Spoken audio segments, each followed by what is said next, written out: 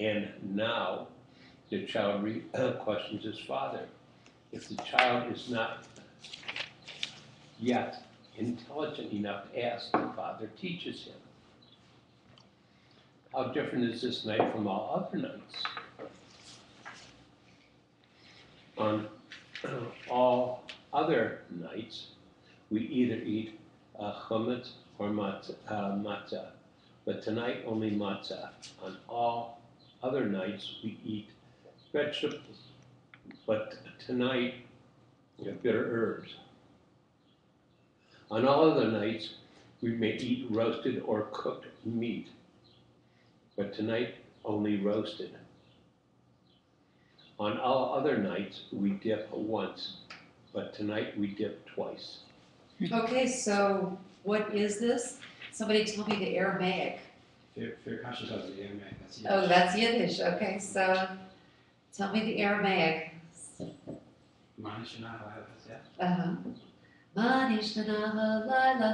This is it. Okay. So, all right, finish up if you would the Mishnah there. Okay, the father teaches according to the capacity of the son. He begins with shame and ends with praise, and expounds from an Aramean tied to destroy my father. Okay, and what is the one that we actually use in our Haggadahs? It's not an Aramean, tried to destroy my father, but it's there in 96 in the footnote. Well, there's 4 footnotes here, 94. 96, yeah, is the one that we use in our Haggadah, which says, this is a rabbinic interpretation of the verse, which is more correctly translated, my father was a wandering Aramaic. Thank you. Okay, all right. So the other melody from Manashana, so you sang the modern one, but the other one is Manashana, right? So that is actually the general melody for like reading Mishnah too. Reading Talmud in general. In fact, when Rabbi Shochet comes to do Rabbi Meredith's installation, he was my Talmud teacher, and we sang our Talmud. You sang Talmud. We So sang that's probably all of Talmud. You sang all of it, right? not all of it. I mean, how long would it take? Well, you know, it's interesting to say it's a very neat Passover experience. 182. My grandfather's cousin came one year, and he was a very Orthodox rabbi. And of course, my mom and dad took me over to my grandparents' house in Clinton. So we had this 45-hour-long Seder that went on and on. Was it bad that I survived it? Yes. But I remember being a pain. You would never be in a what? A pain. It wasn't the easiest. Yeah, it wasn't the easiest. But you want to know something? That's one of the Seders I remember. There's It's that. interesting. The ones that are unique in some way, that is what we tend to remember. Oh, I was trying to say. All right, so you want to pick up Gemara? Okay. 182? Yeah. The rabbi thought, if the son is clever, he asks the 4 questions. If the son is not clever, the wife asks. Might mean if he's retarded or learning disabled or can't read, illiterate. I don't know. Clever? If not, the father asks himself. Even if 2 learned disciples who know the laws of Passover share the Seder, they question one another. So, and the questions that they were talking about specifically are, Manish 4 Tana, questions, yes. the 4 questions. On all other nights we dip once, but tonight we dip twice. The rabbi objected, surely there's no obligation to dip at all on all other nights, on any other night. The Mishnah should read, on all other nights we don't have to dip even once, but tonight we must dip twice. And isn't that kind of true, right? Is there any obligation to dip at night? Foods? But that's what we say when we're saying the 4 questions. Right. Rav Safra objected, but do children have any obligation? 97, they have not yet reached the age of bar mitzvah, where personal responsibility commences. So So said Rabbi Soffer, the Mishnah should read, on all other nights we don't dip even once, but tonight we dip twice. How's that done? We don't dip, so not that we're obligated to dip, we don't even dip once. So on other night, the actual Mishnah Oh, is right. saying we dip, So they took out the word have to dip, right? right, so there's no obligation, it's no chiyuv, it's just, we don't even dip Right. once. And that would seem to be the most logical conclusion, but that's not how the questions got written into the Haggadahs that we know. He begins with shame and ends with praise. What does the Mishnah mean by shame? Rav says, our fathers of old were idolaters. Shmuel said, we were slaves in Egypt. Both these 98, both phrases occur in the Haggadah. Rav Nachman said to his slave, Daru at the Seder, if the master grants his slave freedom and gives him silver and gold, what should the slave say? Daru replied, he should thank him and praise him. Rav Nachman said, you've exempted us from the 4 questions. So, in other words, there wasn't, if all we were doing was saying Hallel, then we wouldn't go through all of it. But Rav Nachman, you've exempted us from the 4 questions. So, and he went on to say there were Hello, slaves in Diane. Egypt, Hello, so they were Karen. going No, I'm back saying- into the Haggadah and telling Stick it them in about Oh, okay, so he's making a That movie. Yeah, Okay, got it. Should I continue? sure, Mishnah. Mishnah. Rabban Gamliel used to say, whoever has not mentioned these 3 things at the Passover meal has failed in his duty, namely Pesach, Matzah, and Maror. And that's directly taken out of our Haggadah. Or it's the other way around, actually. The Haggadah is taken directly out of the. Yeah, fair enough, yes. You're right. Taken out of the what? So the text, a lot of the text of the Haggadah is directly from this particular section of, in The Talmud. Oh, I see. It's all formulas. Oh, okay. That's why you can actually have everybody have different Haggadah and you all stay together because. It follows a basic format. The basic format, yeah. It should, because it isn't the word for Seder order. Right, Mhm. it all falls in the order, that's right. Right. Pesach, Passover, because God passed over our houses in Egypt, as it is said, you shall say it is a Passover sacrifice to the Lord, because he passed over the houses of the Israelites in Egypt when he smote the Egyptians, but saved our houses. Matzah, unleavened bread, because our fathers were redeemed from Egypt, as it is said, and they baked unleavened cakes of the dough that they had taken out of Egypt.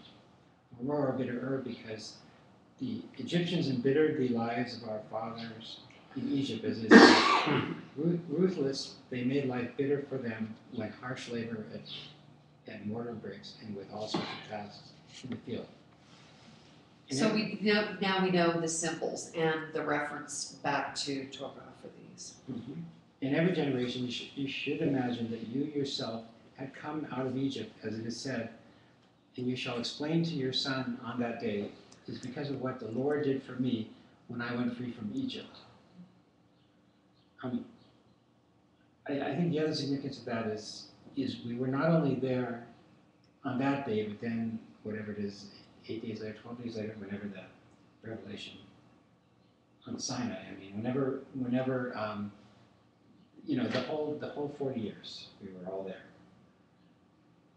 which is interesting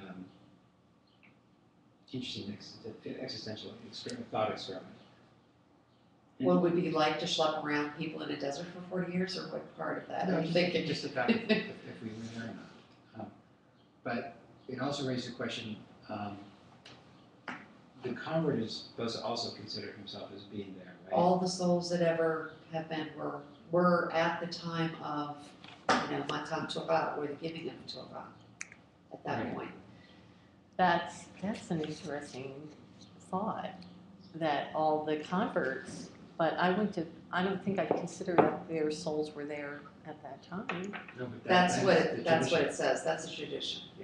And isn't that because if a person's converted, then they're drawn into that anyway? So there was something that connects the convert to that? Or are you talking about the converts literally at the time? The converts, literally, anyone who converts in any generation is said to have been at Sinai Right, along so- with everybody, so. So you can say Which now, comes first, the chicken or the egg, is your question?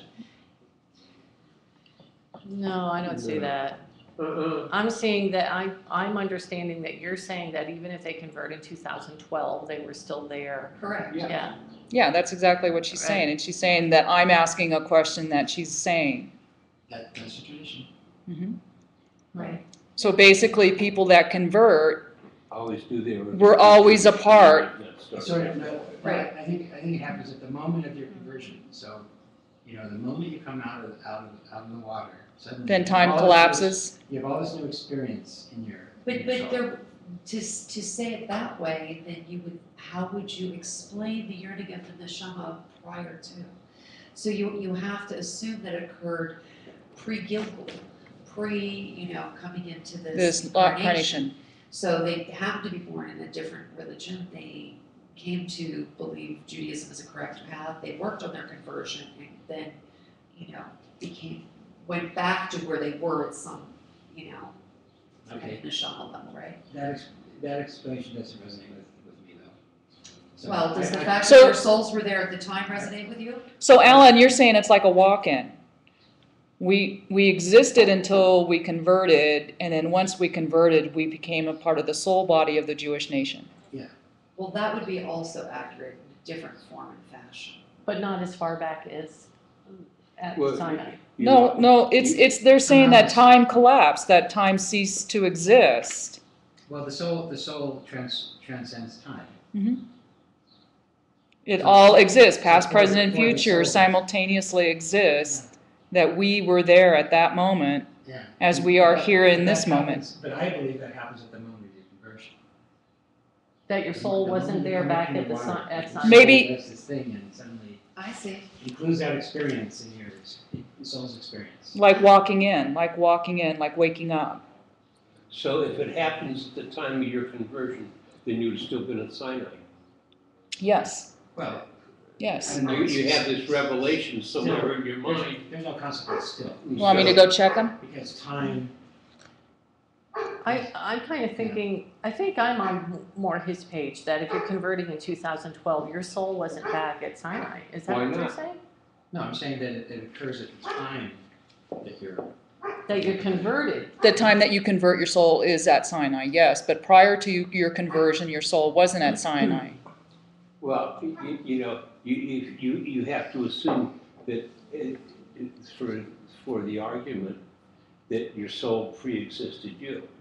So if your soul pre-existed you and was at Sinai, then therefore somewhere along the line, that body that the soul resides in may have been forced to change their religion, and the conversion at the time is coming back, so they could have still been at Sinai at the time. Right, they could have been, but But they the were. soul is timeless. Otherwise, there'd be no reason for them to have that inner desire to want to become Jewish. The soul is timeless, so there's no concept of the soul before you. There's no concept of before. Oh, I still, beg and to after. differ with you very much. That's why I'm saying it's an interesting existential thought exercise, the whole thing.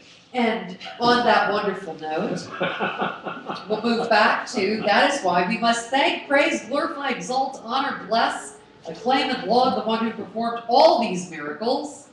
For our fathers and ourselves, who's reading? where are we?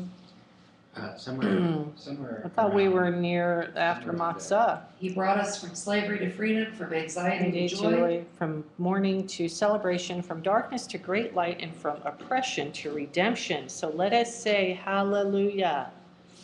How much of Hallel should one say at this point in the Seder prior to the meal?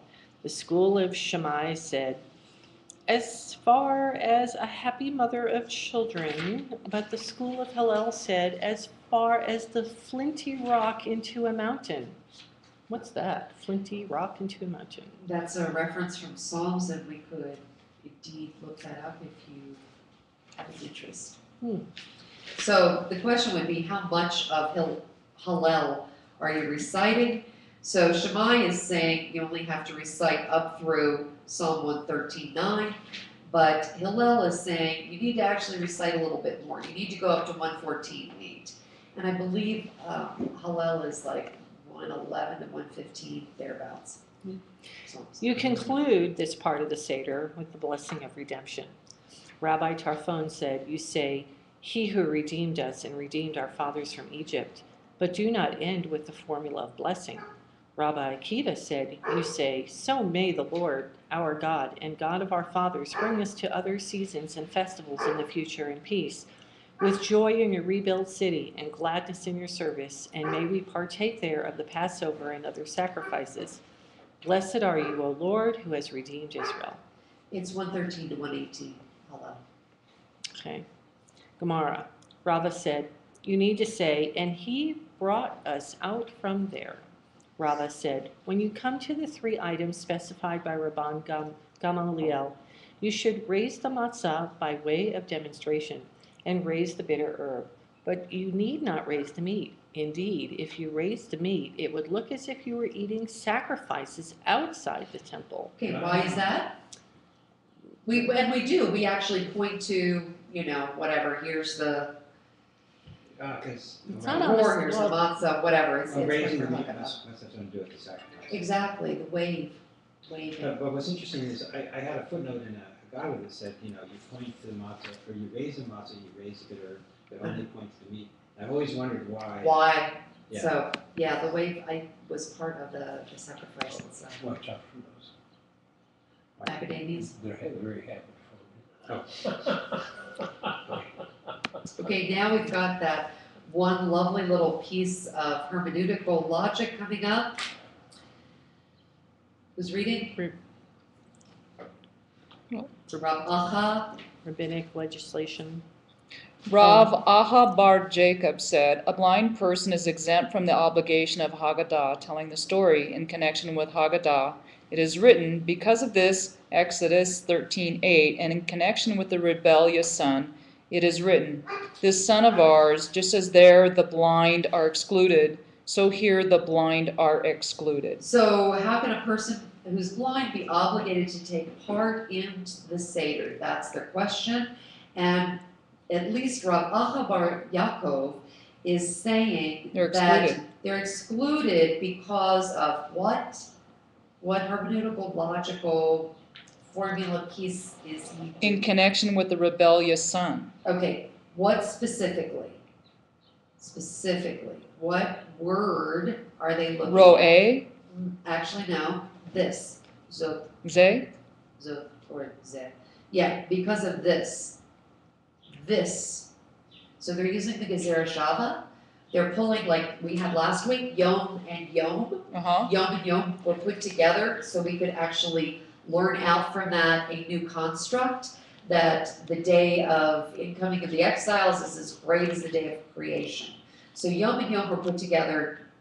Here, this and this are being put together in a Gezerah Shava. Wasn't that XXLV that had the Gershava? Gezerah Shava, yes, those were the hermeneutical rules there. Okay, so Keep up with that, I'd have to look it up again. Okay, so if you want to look it up, I think it's XLV XLVI, something.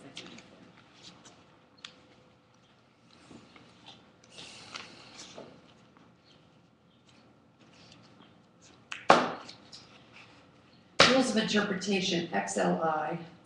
oh, Second one, Gezerah Shava, similar formation, known as Hekesh, analogy. If a word or phrase occurs in 2 separate passages, an analogy may be drawn for the application of the law in both cases. It's XLI? XLI. So those were our rules of interpretation, which is in the very front, XLI introduction. Here I am. I'll dog ear that corner. So they have several different, Hillel had 7 hermeneutical rules. Rabbi Yishmael had 13. His rules are the ones that are found in Art Scroll. And Rabbi Yossi the Galilean had 32. So all of these are how you learn out how you can put things together and package them. In this case, it's this, and what he's saying is, so blind people are not obligated. But we're going to have another opinion on that. Next paragraph on 184.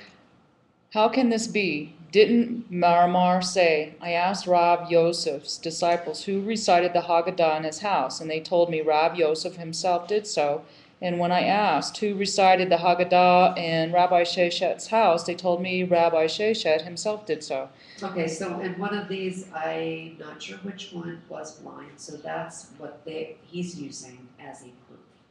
But didn't one of our sages already do this? Yes. Okay, so they're trying to say that Someone blind someone did. blind who actually went forward. Could they did the- arguably say he could see because he was a sage? But in a metaphorically different way of seeing? That's not what the actual text says, but sounds like a good drash. The disciples held that the obligation to eat matzah is nowadays of rabbinic status only, and therefore Rabbi Yosef and Rabbi Sheshet ruled leniently. Then does it follow that Rabbi Aha bar Yaakov held that the obligation to eat matzah is nowadays deoraita? So what does deoraita mean? There's two kinds of laws. One is rabbinic, one is from Torah. Deoraita means that it comes from Torah. Remember when we sing the one piece, when we do the Hakafot? Yisrael ve'oraita, the Kodesh So it's ve'oraita. What is the deep? It's the same. They're the same, like beginning kinds of. Oraita is actually Torah. Okay. Torah. Anyway, so, but that piece is the Aramaic of what is often written for Torah. So Okay. Deoraita. Aramaic. or Surely light. Rabbi Aha bar Yaakov himself stated that the matzah is nowadays rabbanan. Derabanan. Okay, so Derabanan. what kind of law is that then? Rabbinic. Rabbinic. So the two kinds are either it comes from Torah, and if it comes from Torah, people are not going to be as lenient or are going to be much more stringent about whether it's done or not done. If it comes from the Rabbanan, maybe they're going to be a little lenient, which is what the previous argument was. The disciples held that the obligation to eat matzah was the Rabbanan. It was only of rabbinic status. So therefore, when the blind people ate it, okay, whatever. So now we're going to have an argument about, is it the Rabbanan or is it the Oraita? No, he does not hold that it is deoraita, but he held that whatever the rabbis instituted, they instituted in the way that the Torah had done. But surely Rabbi Yosef and Rabbi Sheshet would agree that whatever the rabbis instituted, they instituted in the way that the Torah had done? Yes, but while in the Deuteronomy case, this may serve to exclude the blind in the case of matzah, what could the Torah have written other than, because of this? It does not exclude the blind, but specifies that matzah and bitter herb must be present. Okay, so now the question in that little sentence is, what does it mean because of this? Well, if you're not learning out that because of this and connecting it to the issue about the blind, And they it must literally mean, something else. What does because of this mean? and this so means the final a. piece says, because of this means the matzah and the bitter herb must be present. Okay, so we have to know what each thing really I didn't means. understand the resolution of deoraita or rabbinic. Was it Okay. rabbinic? Oh, but is Where- it or isn't it? Is it okay? So what this last three sentences are saying, really, even if it's derabanan, it's almost as good as deoraita. That's what the last piece Yeah, is. I don't understand that. It seems to be extremely clear in Torah text. So how could it be not deoraita? How much do you have to do? Do you have to do 4 questions? Do you have to have matzah? Do you have to have maror? And if so, do you have to do what Rabbi Gabriel says? You clearly have to do matzah. Okay, so it's festival of. Well, it's a special matzah, so. Okay, so we're supposed to have a festival of matzah. What about the people who are blind? Do they have to do it or not?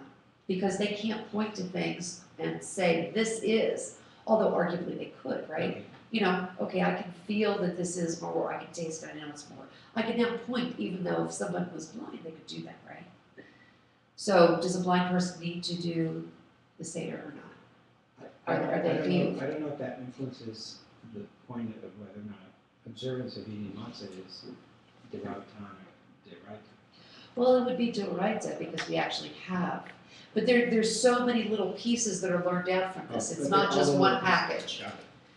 So So it's which pulling it apart. exactly piece, is Doraita or is it Derabanan? Well, they're And I saying wanna that the say- Derabanan that stems from the Well, Oraita. that's the final conclusion, Right. that even if it's the Rabbanan, Uh-huh. you still must do it because it comes from. But- And it's shoot because of Doraita. When it's the Rabbanan, that's when you have the opportunity to pull it apart to find out where it comes from, so you have a better understanding of what And was gen- instituted. And generally, and don't ask me what they are, but I think that there's only 7 halachot out of the 613 that are de Rabbanan officially. But they still have status of, have to be done. I'd like to go 613. backwards a little bit. Okay. It's talking about converting and whether or not that they knew, Where's the soul? yes. Oh, it's funny. Okay, so if we go back and we looked at, there is a strong Jewish belief that when Moses was at Sinai, the whole world was revealed to him. Everything was going to happen from creation to the end of days. Uh-huh.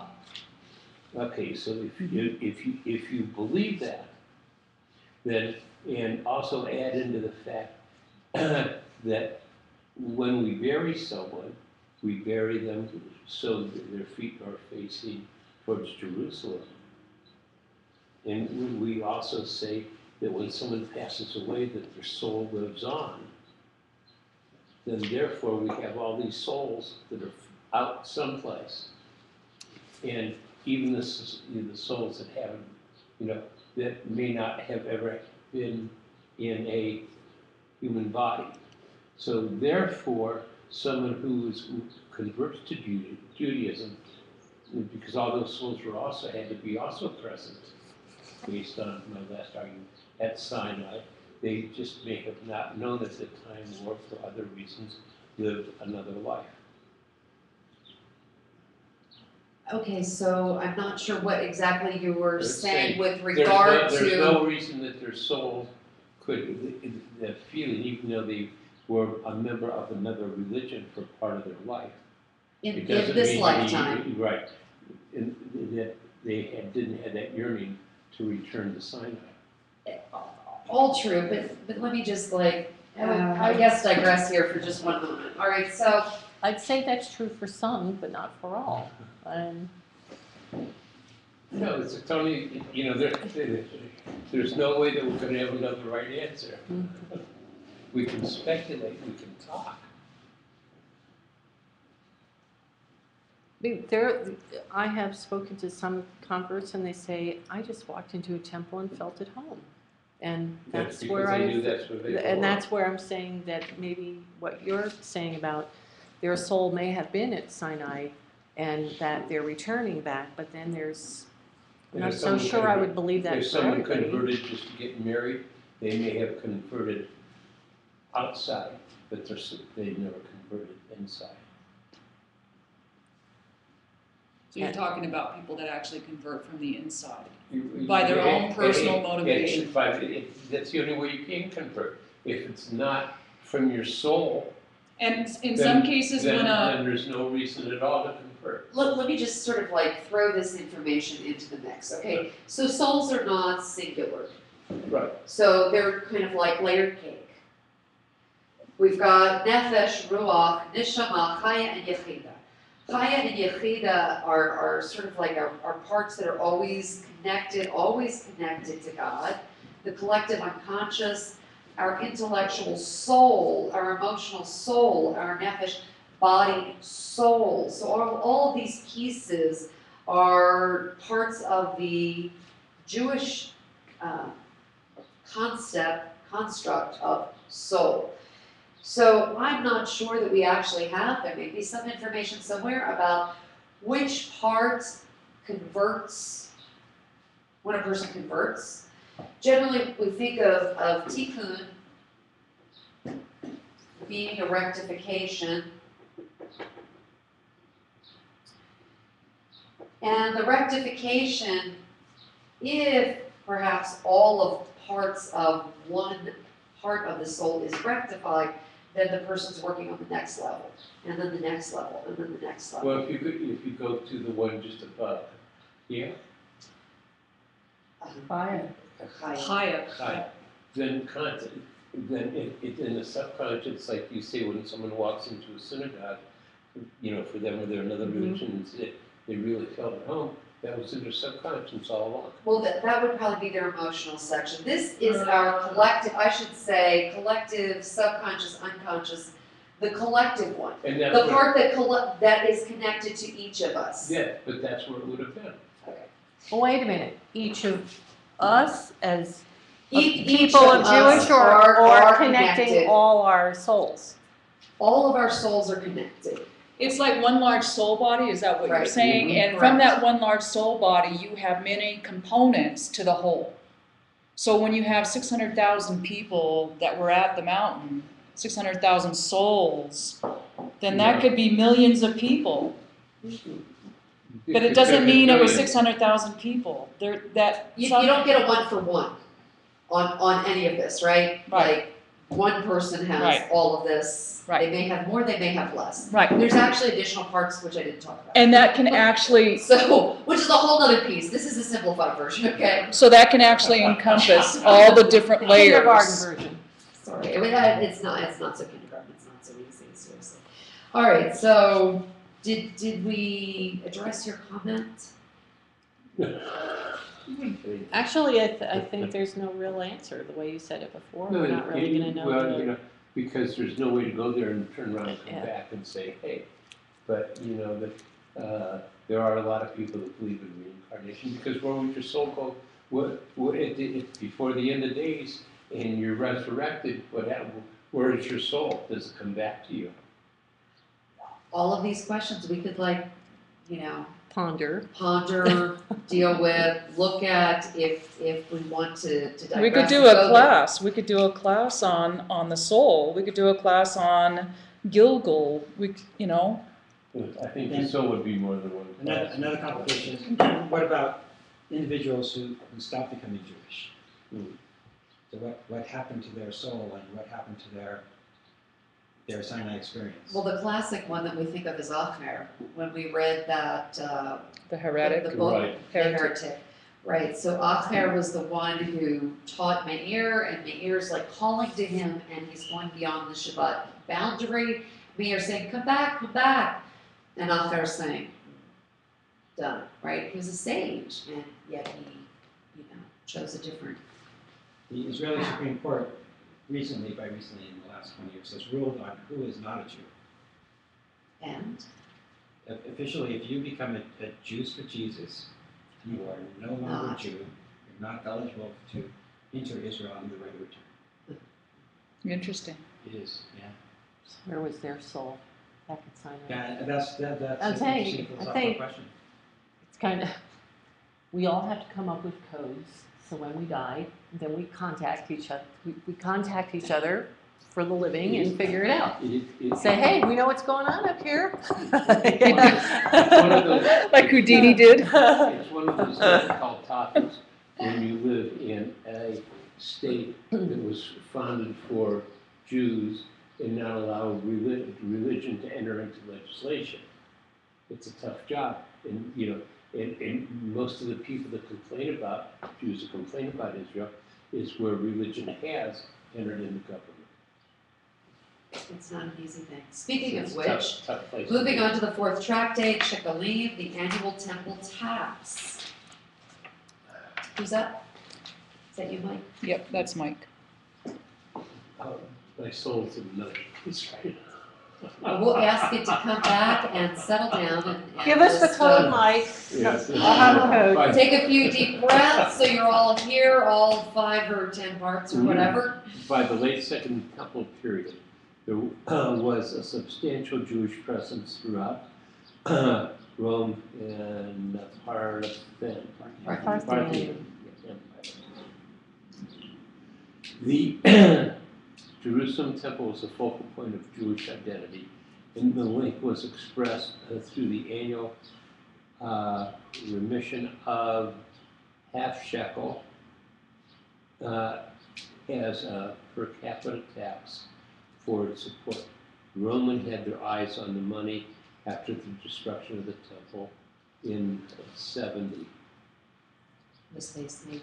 Vespasian substituted for its focus Fiscus Fiscus. Judaicus. the Jewish purse of 2 drachma per head for the temple of Jupiter Capitolinus. at Rome, a tax Jews understandably did their best to evade. Rome continued to collect it until the last of the 3rd century. No, at least At least yeah. the 3rd century. Yeah, at least, thank you. The tractate deals with the collection and the liability to the shekel with the administration of the temple treasury. Mishnah weaves authentic tradition as the temple procedure with nostalgic construction in hopes of restoration. Okay, And we so have a couple footnotes. So describe the question of 2 drachma coins in the Hedra, Babylonia, prior to their transmission to Jerusalem. okay, so in chapter 1 here, on the first of Adar, the collection of the shekel and the ban on kilayim are announced. So, does anybody remember what kilayim are? Well, we know whatever it is, it's plural. It is, and it has to do with like mixing. When one is planting a row, you want to plant like the whole row of corn, not one plant of corn, one plant of wheat, or graft things together. So are they talking about currency? No, No, we're talking about kilayim is actually an farming. agricultural issue. So you wouldn't want to plant a tomato plant and then a marigold and then a tomato plant and then a marigold, even though that would be a natural form of insect control. It'd make the garden pretty. Well, it's actually insect control too. And pollination. There's that, but you can actually go back and look. I think we've dealt with kilayim. in We the did, past. we did, and I don't remember Back the nuance into and details. Mixtures, and I'm not sure if we. I remember the graphing we went through. So wheatgrass and ryegrass are not kilayim, one with the other. Barley and oats, spelt and rye, broad beans and French vetch, etc., are not kilayim. So cucumbers and melons are not kilayim. But there's going to be different ones that are going to say, and yes, they are. So it depends on a lot of details, planting together, and if you want to remember or revisit. So is it's back kil- on page 51. Is Okay. kilayim then the correct protocol, or is it the wrong protocol? Kilayim are the laws surrounding how one Plants. needs to plant appropriately. Oh, so it's the mixtures, guidelines. mixtures in general. Okay. That's the whole thing about the planting, is that the plants don't mix, cross-pollinate. I suppose that would be an issue. But yet, on the other hand, in Israel today, they plant not according to species, especially in the forest, because they found that when they planted all pine trees, and during some of the intifada's in different times, there had been fires set because the pine tree fires are very hard to control. So now they plant different trees together because some of them do better at holding water into the soil. Some of them, so it takes less irrigation to get them started. So let me just tell you that kilayim is not an exact, what you might think, science in terms of can these two be planted next to each other? Like, I'm just reading from 52. It's not my area of expertise, but I'll just read. Radishes and rapeseed, mustard and field mustard, these are kilayim, one with the other, even though they resemble the two. So you don't want to plant those next to each other. Then they look at like wolf and dog, wild dog and fox are kilayim. So even dealing with issues of animal husbandry. Right, because the offsprings would be Mule and donkey, horse and mule, all of those are killing. So Well, people have done it Then that's a in different creating story. breeds. B'diavad, l'chatchil, and b'diavad are two different questions. So can you do it in the beginning? The answer is No. typically no. But the end, what if somebody else did it? Those are all issues dealing with Kilayim back to 51. Okay. So, but the important piece here is on the first of Adar, they collect the shekel, and they deal with this issue about Kilayim because it's in the springtime and they're going to go uproot the plants or deal with the plants in some form or fashion. This is the time of the year when people are going to go out and inspect the fields, make sure that they don't have Kilayim out there. Okay. On the 15th of Adar, the scroll of Esther is read in the cities, according to the Megillah, the tractate, and attention is paid to the maintenance of the roads, town squares, immersion pools, public works, and the marking of graves. Agents of the court set out to inspect fields for Kilayim. Rabbi Judah says, at first, they simply uprooted the forbidden crops and threw them down where they were, but when sinners increased, who took advantage of this free hoeing of their fields, the court declared the whole field hefker. Hefker means that It's like it's Trafe. Abandoned. Oh. So no one, then it's ownerless. So if someone had gone in, done this Kilayim, they used to just pull them up, but when that wasn't the issue, and they were doing it on purpose, they had to go further, declare that anyone could help themselves to that field. So number 3. On the 15th of Adar, collection facilities for the shekel were opened in the city of Jerusalem, and on the 23rd of Adar, in the temple precincts. Once they had opened the temple precincts, the courts commenced impounding the goods of those who had not paid. Whose goods did they impound? Those of the Levites, Israelites, proselytes, and freed slaves, but not women slaves or children. If a father once paid a shekel on behalf of his son, he should continue. The goods of Kohanim are not impounded in order to maintain peace. Yeah, that's an interesting footnote. Isn't it? The Kohanim disputed their liability to pay the shekel and could become violent if the attempt was made to coerce them. Oh boy, is that a mind blower. All right, so on to this In order temple to tax. maintain peace. Pick up chapter 2.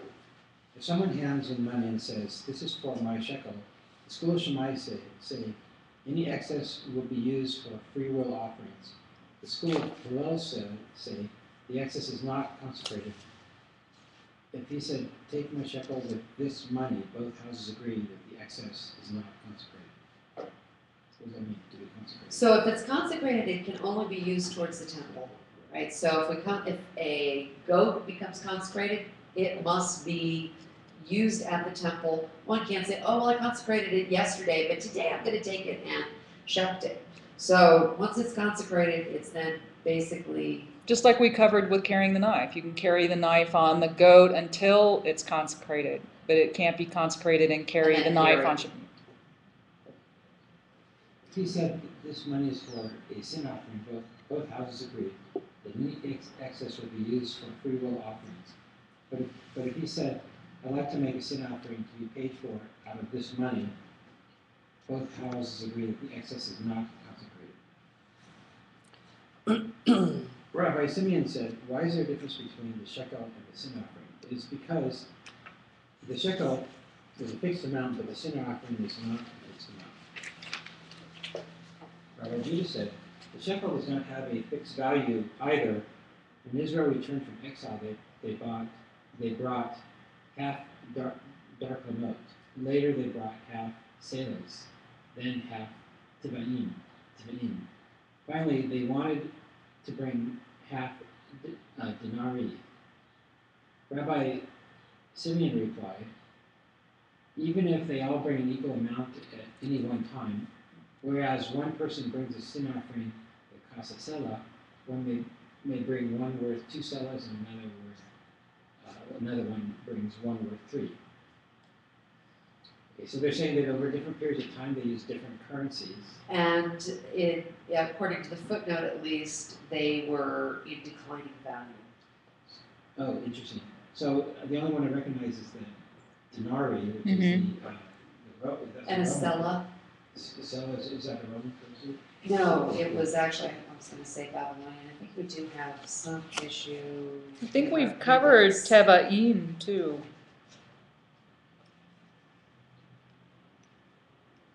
There was some, measurement. Say, at least from a volume standpoint, is 144 eggs. Yeah, isn't that different though? A That's Seah a volume. versus a Selas? 144, is it Oh, gross? sorry, Sella. Sella is a, What page are okay, you page on? 736, silver shekel equals 384 kavutot. A silver sella is more, that's also called a Torah shekel, a gold dinar, more, and then a silver maneh, even more.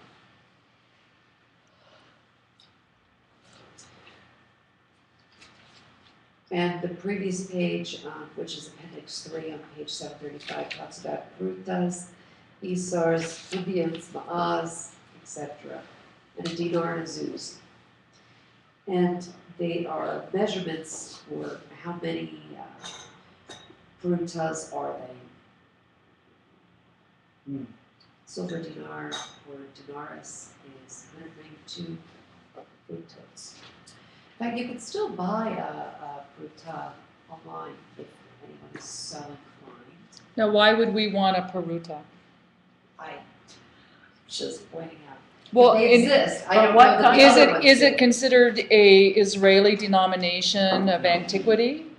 Considered Oh, a no, collectible. I would say it. It's a collectible, doesn't have any. They're A not collectible terribly of what? expensive. My Of friend what? has an ancient coin collection. And he yeah, if you stuck with him for several hours, he will go over all of Jewish history as framed by these coins. Uh-huh. So, this coin Now, who is actually this? A friend of mine in Israel who happens to. So Like all of them. he'll show you the lens of Israel through coinage. Yeah. Huh, cool. Okay, so that's interesting. So your point of collecting it might be as it reflects to Talmud. Brutas, I'm just saying, they still exist. They're about yay big. Well, I had a guy send me an email to buy a shekel because I had bought some metal cover jackets from him, Sidurs, I did- Shuckling are the current. but I didn't buy it. Well, it was older. It was an Oh, older it's the new- variation. It's considered the new Israeli shekel. What is? There's that chicken. It's the new Israeli shekel because when they converted it about 10 years ago. Okie doke. All right, so we're back to our text. Alrighty. On chapter 3 Even now. so, Rabbi Shimon replied, even so. So just above chapter 3. Oh, maybe we did that. Okay. So sin offerings come in various different amounts depending upon the individual and what they choose to do.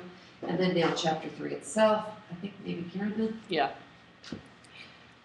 1, they draw funds from the treasury 3 times a year, 15 days before Passover, 15 days before Shavuot, and 15 days before Sukkot, Those are expensive. since these are the times for a cattle tithe.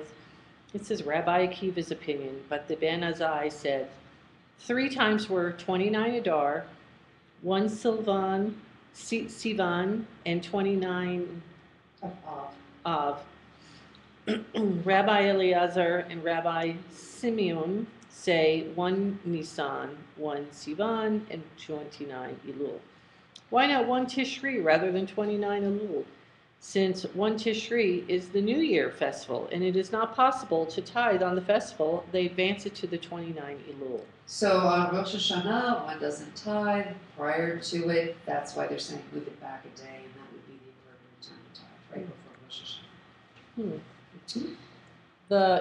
The money was put into 3 boxes, each of the 3 seah capacity marked with Aleph, Bet, Gimel. Rabbi Ishmael says they were marked in Greek, Alpha, Beta, Gamma. The man who withdrew the money was not to enter the treasury wearing long folding garments to fill in or ambulance, for if he became poor, people would suspect it was as a punishment for robbing the treasury, while if he became rich, They would suspect he had become rich by robbing the treasury.